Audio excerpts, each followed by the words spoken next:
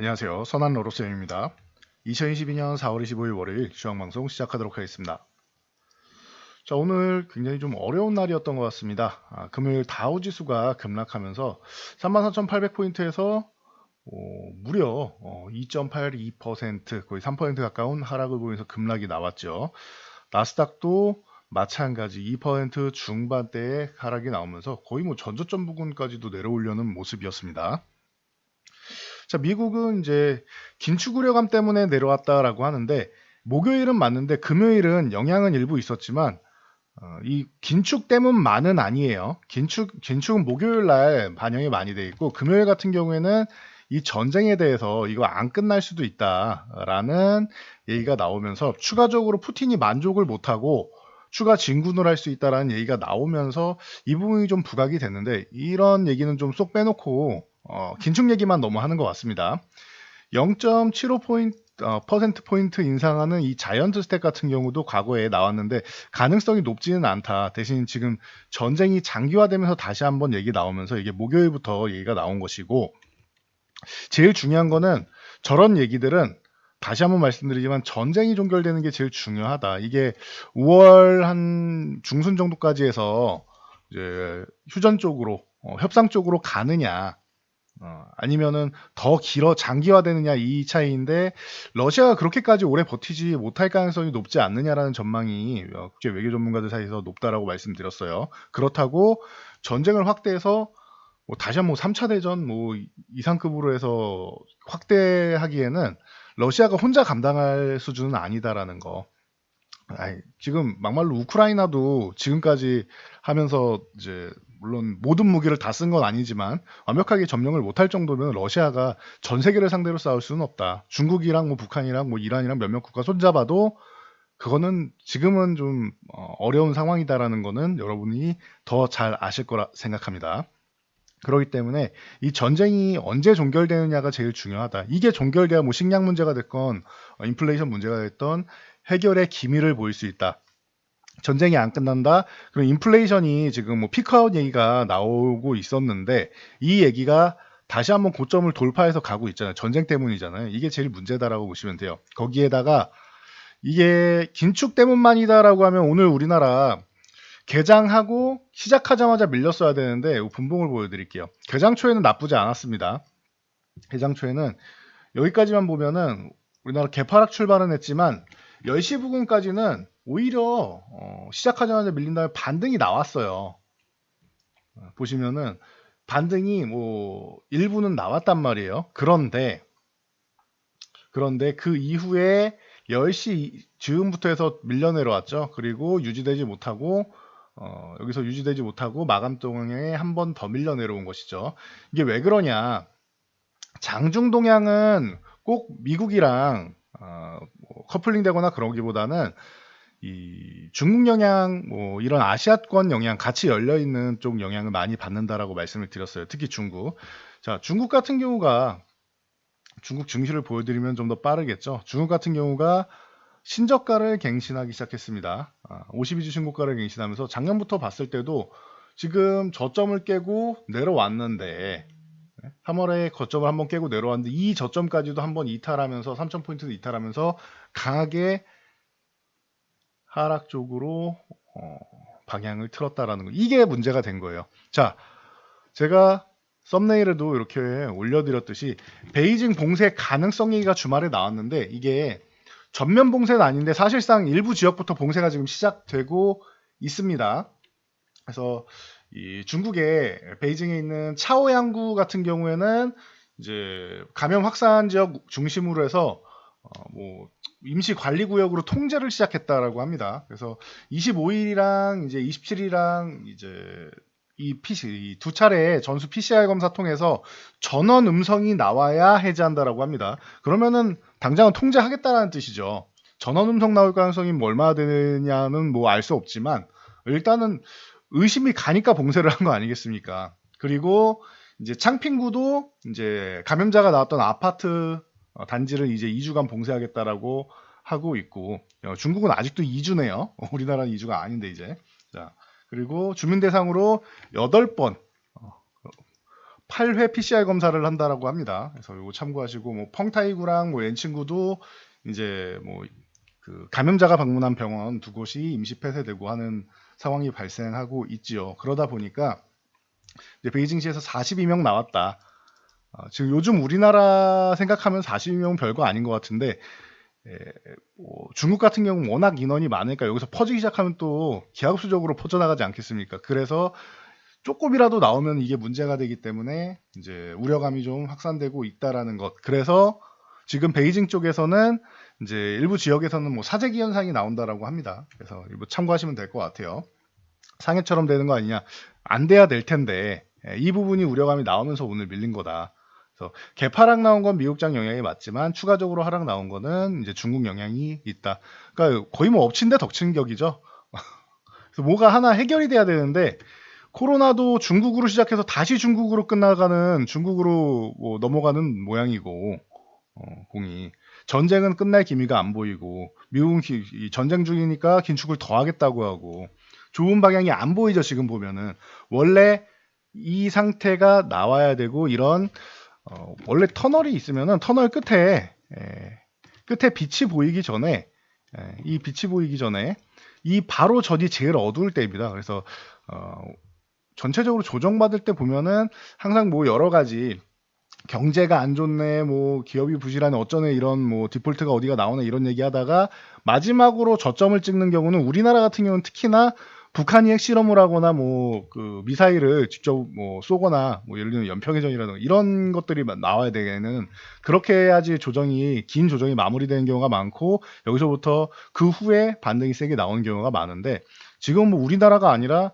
아예 국가 대 국가로 전쟁이 나버렸으니까 지금 전쟁 중이다. 이 부분이 좀 해소돼야지 해결이 된다. 이게 해소가 되면은 인플레이션도 기존의 전망치보다는 좀 더 올라간 건 사실이죠. 일부 부분에서는 좀 크게 올라간 부분도 있고 식량이나 여러 가지 부분에서는 그래서 이 부분이 조금 해소가 돼야 된다라는 거. 제일 중요한 건 지금 전쟁인 것 같습니다. 전쟁. 전쟁이 해결 안 되면 인플레 부분이 해결이 안 되고 그럼 미국은 더욱더 긴축에 대한 얘기를 계속 할 거고 당연한 거 아니겠습니까? 그래서 전쟁으로 얼룩져 있다 생각하시면 돼요. 자, 그래서 우리나라 오늘 수급 동향을 살짝 살펴보면 개장 초에는 수급이 괜찮았는데 뒤로 갈수록 안 좋아졌습니다. 그러면서 환율이 급등했죠. 10원 이상 급등하면서 지금 1240원 위쪽으로는 잘 안 올라왔는데 거의 1250원 부분까지 올라왔어요. 그래서 환율이 급등한 영향. 그럼 당연히 외국인은 어떻게 한다? 주식을 매도한다. 오히려 파생수급이 엄청 나쁘게 안 나온 게 다행인 거예요. 주식 매도하는 건 당연한 거고 이건 자연스러운 거예요. 그리고 이제 선물이 장중에는 한 7,000계약 정도 매도가 나왔었는데 절반을 그냥 날려버렸죠. 선물 매도를 더 이상 크게 쌓아가지는 않겠다라는 정도만 해도 한숨 돌리는 정도. 좋다는 수급은 아닙니다. 그냥 한숨 돌리는 정도 된다. 그리고 오늘처럼 이렇게 아래로 확 밀어내리니까 막판에 외국인들이 콜옵션을 좀 매수하면서 그래도 여기서 우려감 조금만 해소만 돼도 반등은 나오지 않겠느냐 정도의 수급이에요. 앞으로 뭐 강세 수급 이건 아니고 옵션 포지션만 보면 중립 이상 수급은 맞는데 이걸 강세라고 보면 안 되고 이 선물 매도한 부분에 대해서 일부 해지성 그리고 이제 일부 우려감이 해소되면은 반등 정도는 나올 수 있겠다 정도를 준비하는 정도라고 생각하시면 됩니다. 그래서 수급 동향은 뭐 자연스럽게 뭐 안 좋은 동향이고 콜옵션 정도만 좋았다 생각하시면 될 것 같아요. 상승하면은 이제 빠르게 상승하면은 이제 수익을 얻는 포지션이기 때문에 이 정도로 보시면 되고.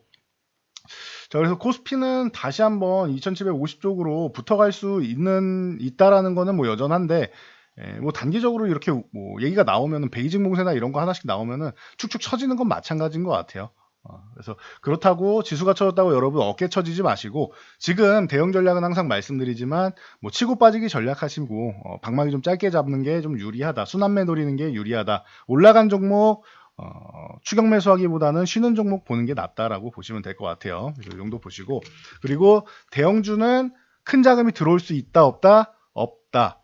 그렇기 때문에 큰 자금이 들어오지 못하니 중소형주가 낫고 코스닥이 더 유리하다라고 말씀드렸어요. 코스닥도 900포인트 정도 가급적 안 건드리는 게 좋다 말씀드렸는데 900포인트를 살짝 건드리고 있죠. 살포시 이탈해도 크게 밀리지만 않으면은 빠르게 회복만 해주면은 괜찮다. 오늘은 딱 걸쳐놓은 정도고 음봉으로 하나 예를 들면 이런 식으로 하나 밀어내린다고 해도 아래 꼬리를 길게 단다거나 하면 상관이 없고 그리고 3일 안에 회복하면은 이건 오히려 속임수 구간이 된다라는 거 이건 다시 한번 말씀드리면서 이번 주 보면서 다시 말씀드릴게요. 근데 저는 이 구간은 만약 이탈해도 빠르게 회복될 것 같아요. 근데 이건 심증이고 보면서 이제 확인하면 되겠죠, 그 부분은. 그래서 다시 말씀드리지만 중소형주가 차라리 낫다. 오를 때 반짝이라도 오른단 말이에요. 매도할 구간이라 주는데 대형주는 매도할 구간을 잘 안 주죠. 그러니까 그런 게 좀 문제가 된다. 대형주는. 그래서 중소형주가 유리하다라는 거 다시 한번 말씀드리고요.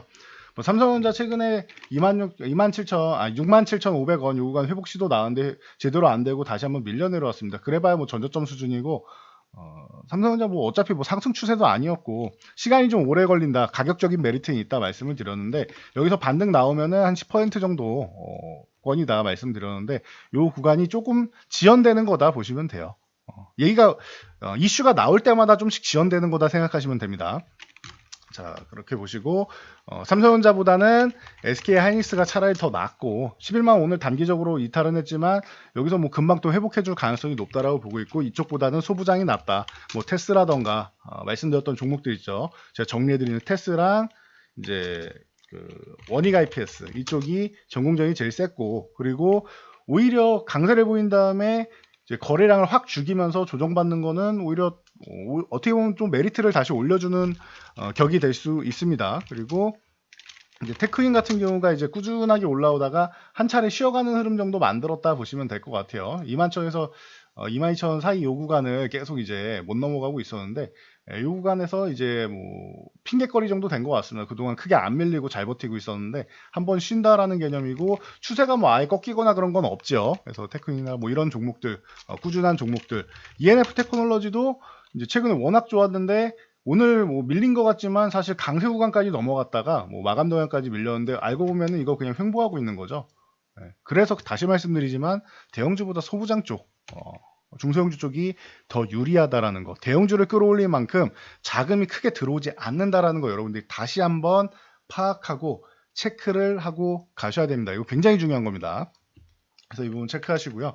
오늘은 이제 실적 발표된 부분을 보면은 현대차랑 기아차가 이제 발표가 됐는데 현대차는 매출액 30조 그리고 이제 30조 이제 거의 한 3천억 정도 되죠. 2,986억이니까. 그리고 영업이익 같은 경우도 그렇고 전체적으로 잘 나왔어요. 완성차 쪽이 나쁘지 않아요. 이쪽이 보면은 보시면은 이 최근에는 이 차량용 반도체 문제 때문에 과거에는 좀 싸게 팔려고 했지만 지금은 어떻다? 제값을 받고 팔려는 모양이 더 크다. 그리고 브랜드 가치가 많이 올라갔죠. 우리나라 자동차가. 그러다 보니까 긍정적인 영향을 미치고 있다라는 거. 그래서 자, 매출액도 예상치보다는 30조 넘었으니까 예상치보다 조금 높았고 영업이익이 이제 1조 6천억 중반대였는데 거의 2조 가까이 1조 9,289억이 나왔습니다. 그러니까 예상치보다 거의 뭐 3천억 조금 안 되게 더 많이 나온 것이죠. 그러면은 굉장히 잘 나왔다라고 보시면 될 것 같아요.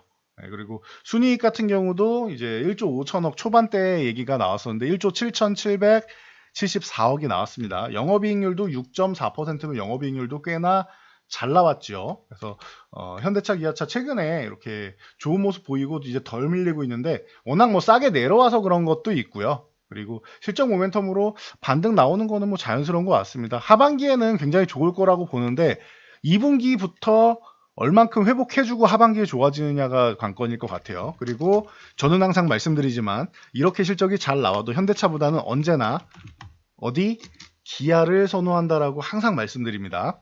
현대차는 저렇게 잘 나온 게 제네시스 판매량이 작년보다 40% 이상 늘어서 그런 것이고 고부 가치가 늘었죠. 그리고 기아 같은 경우가 저는 항상 뭐 긍정적이다 말씀드리는데 제 마음속엔 언제나 현대보다는 기아입니다. 자동차 자체가 아니라 주식으로 따졌을 때 말씀드리는 거 종목으로 따졌을 때 기아는 이번에 어닝 서프라이즈란 말이 어울리게 실적을 발표를 했습니다. 자 보시면은 이제 그 1조 18조 이제 1,830억이었는데 요것도 소폭 상회해서 18조 3,572억 해서 조금 매출액은 조금 더 잘 나온 정도인데 이제 영업이익이 1조 2,590, 1조 2천억 중반이었는데 1조 6천억 대니까 어마어마하게 올랐죠.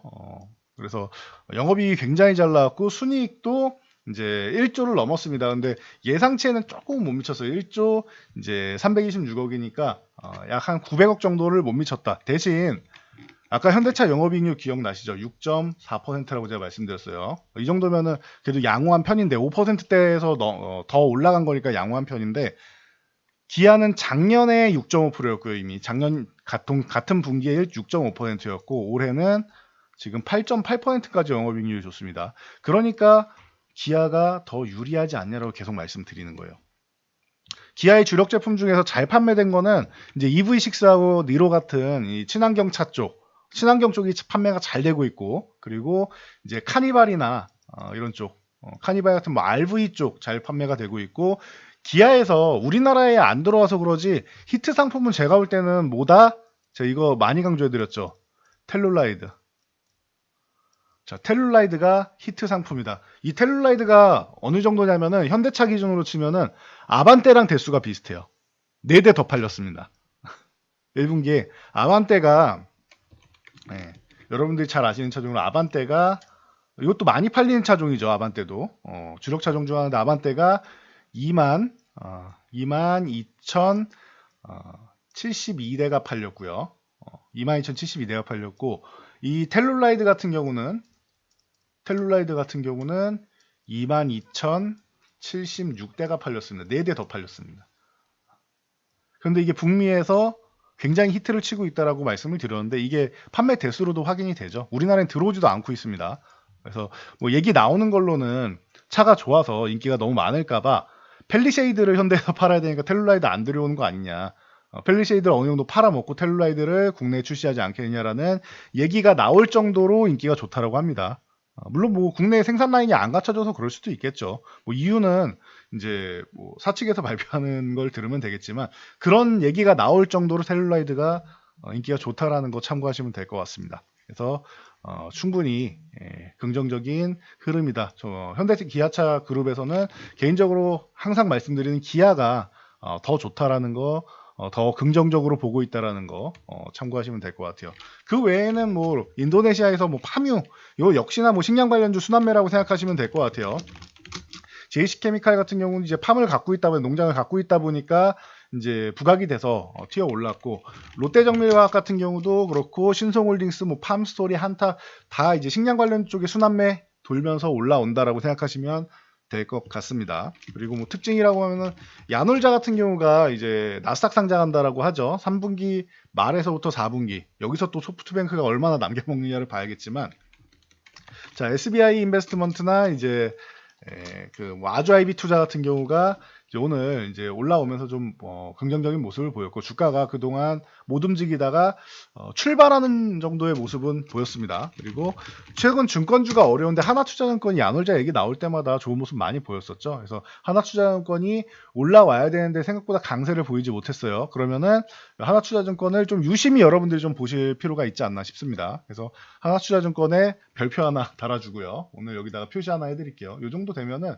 관심을 좀 가져도 되지 않겠냐 이 구간에서는 보시면 될 것 같고 그리고 마지막으로 이거는 뭐 시총이 작아서 기존에도 제가 제지 관련주 말씀드렸죠. 펄프 가격이 계속 상승한다. 작년에도 말씀드리고 올해도 말씀드렸는데 시베리아에서 또 산불이 또 확산되고 있죠. 러시아 전쟁 중인데 뭐 시베리아에는 또 산불까지 나고 있고 아주 뭐 엎친 데 덮친 격인 것 같습니다. 그래서 페이퍼 코리아나 뭐 신풍재지 같은 이런 재지 관련주들이 움직임이 좀 나왔다라는 정도까지 체크하시면 될 것 같아요. 자 그리고 이번 주는 제가 뭐 오늘 뭐 지수도 별로 안 좋고 좀 우중충했는데 이 종목들 보는 것보다 그런 게 나은 것 같습니다. 이번 주에 체크 포인트 미국 이 실적 관련해서 보시면은 이번 주에 기술주 여러분들이 아실 만한 기업들이 많이 나옵니다. 애플, 뭐 기본이죠. 마이크로소프트, 아마존, 알파벳 다 나옵니다. 이번 주에. 메타 플랫폼까지 나와요. 페이스북이요. 메타 플랫폼도 나오고 블리자드 게임의 대표적인 마이크로소프트가 또 인수를 했죠. 블리자드 같은 경우는. 이런 기술주 이번 주에 어닝 시즌이다 생각하시면 돼요. 지난주에 테슬라는 스타트를 잘 끊어놨습니다. 그래서 이런 IT 쪽 관련된 플랫폼 쪽 관련된 이 종목들이 이제 잘 나온다라고 하면 나스닥이 반등이 좀 나올 타이밍이 나왔다라고 말씀드렸는데 나스닥이 좀 이제 움직여줘야 됩니다. 기술주의 실적 모멘텀으로 해서 대표주들이 실적이 다 잘 나오면 그래도 무작정 밀리지는 않습니다. 이 실적이 좀 잘 나오기를 기대를 좀 해봐야겠는데 이거를 뭐 장담을 할 수가 없어요. 1분기 실적이. 그래서 기대치를 좀 많이 낮춰 놓은 상태라서 그래도 뭐 실망감만 안 줘도 괜찮지 않을까 싶습니다. 그리고 뭐 에너지 쪽으로 엑손모빌이라던가 뭐 쉐브론 같은 경우, 그리고 코카콜라랑 펩시콜라 같은 경우, 이런 쪽 음식료 쪽까지, 그리고 비자 카드나 마스터카드 같은 이런 카드사 관련 쪽이 이제 이번 주에 실적 발표 예정이니까 참고하시고요. 지표 같은 경우는 이제 오늘 인수위에서 이제 오늘 오후에 코로나 100일 로드맵 프로젝트 이 부분을 이제 확정 짓고 보고를 했다라고 하죠. 그래서 이제 발표하는 거는 이제 코로나 방역 대책 같은 경우는 이제 27일 날 발표한다라고 해요. 27일 발표 참고하시고요.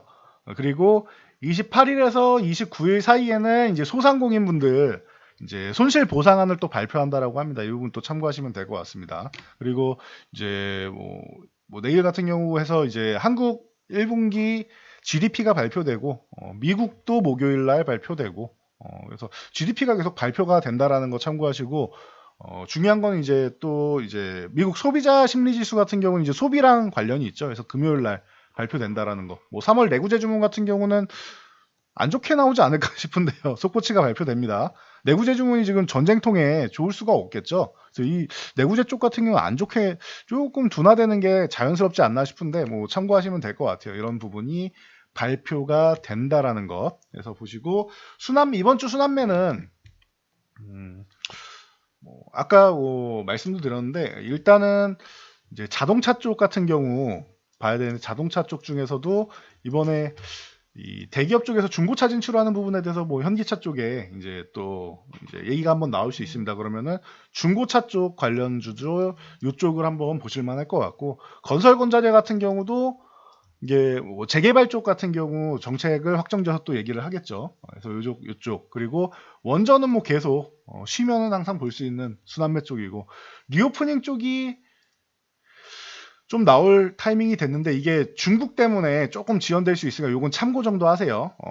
가격적으로는 조금 모아갈 수 있다고 해도 중국 때문에 좀 부담을 줄 수 있다라는 부분 여러분들이 참고하시면 될 것 같습니다. 그래서 저는 요 정도까지 말씀드리고 제가 오늘은 물러가도록 하겠습니다. 지표나 실적 쪽으로 이번 주는 좀 보면서 이제 5월을 준비하는 과정으로 진행하면 될 것 같습니다. 그리고 추가적으로 뭐 어마어마하게 계속 내려가기보다는 주초는 좀 눈치 보기 하고 중반에는 좀 그래도 반등 시도 가능성은 있다라고 보는데 대신 이제 베이징이 완전 봉쇄하거나 그러면은 조금 더 밀렸다가 5월을 기대해야겠죠. 요 정도까지만 여러분들이 잘 체크하시면 될 것 같습니다. 하루빨리 다른 것도 다른 거지만 인명피해가 워낙 뭐 크게 발생하고 있으니까 코로나가 좀 종식되고 이제 전쟁이 좀 종결되기를 기대해 보도록 하겠습니다. 전 여기까지 말씀드리고 물러가도록 하겠습니다. 영상이 도움되셨다면 여러분 주변 분들께 저희 채널 추천 한번 부탁드리고요. 영상 잘 참고해서 모두 안전 투자하시기 바랍니다.